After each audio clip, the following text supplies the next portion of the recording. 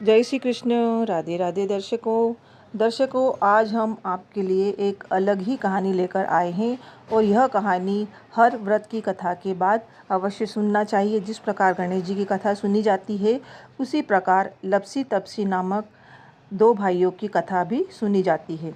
कथा इस प्रकार है। लपसी और तपसी दो भाई थे, जिनमें तपसी हमेशा भगवान की तपस्या में लीन रहता था, तो वहीं उसका भाई लपसी प्रत्येक दिन सवा सेर की लापसी बनाकर भगवान को भोग लगाकर फिर भोजन करता था।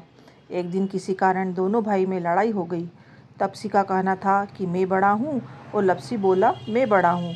दोनों लड़ ही रहे थे, इतने में वहाँ नारद जी आ गए। नारद जी ने कहा कि आप दोनों क्यों लड़ रहे हो। तब उन दोनों ने अपनी लड़ाई की वजह बताई। दोनों ने नारद जी से पूछा कि आप ही बताएं, हम में से कौन बड़ा है। नारद जी ने कहा, अभी तो मैं जल्दी में हूँ, लेकिन इस बारे में आपको ज़रूर बताऊँगा। इतना कहकर नारद जी चले गए। दूसरे दिन जब नारद जी आए तो उन्होंने एक कीमती अंगूठी उन दोनों के आगे रख दी। तपसी ने तुरंत ही अंगूठी अपने घुटने के नीचे छिपा ली और सोचने लगा कि अब मुझे खूब धन मिलेगा, जिससे मैं यज्ञ करूँगा और अपने आप ही बड़ा हो जाऊँगा। लपसी ने जब अंगूठी देखी तो वो सोचने लगा कि इसे अगर मैं अपने पास रखूँगा तो कोई भी आकर मेरी गर्दन काट देगा। ऐसा सोचकर लपसी ने वो अंगूठी फेंक दी। फिर नारद जी ने तपसी से पूछा कि तेरे घुटने के नीचे क्या है। तपसी ने अपना घुटना उठाया तो वह अंगूठी निकली। तब नारद जी ने कहा कि इतना भजन भाव करने के बाद भी तेरे मन में लालच है, इसलिए तेरे से तो लपसी ही बड़ा है और अब तुम्हें तुम्हारी तपस्या का फल भी नहीं मिलेगा।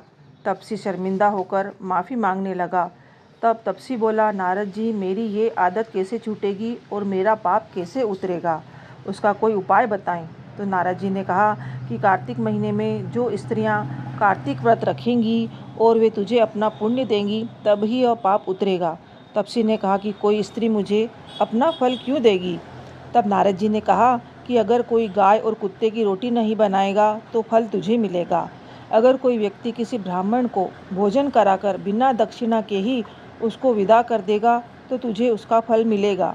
यदि कोई साड़ी के साथ ब्लाउज नहीं देगा तो उसका फल तुझे मिलेगा। यदि कोई व्यक्ति दीपक से दीपक लगाएगा तो भी फल तुझे मिलेगा। वहीं अगर कोई तुम्हारी कहानी नहीं सुनेगा तो भी फल तुम्हें मिलेगा। आंगन लिपकर डेहली नहीं लिपेगा तो भी उसका फल तुम्हें मिलेगा।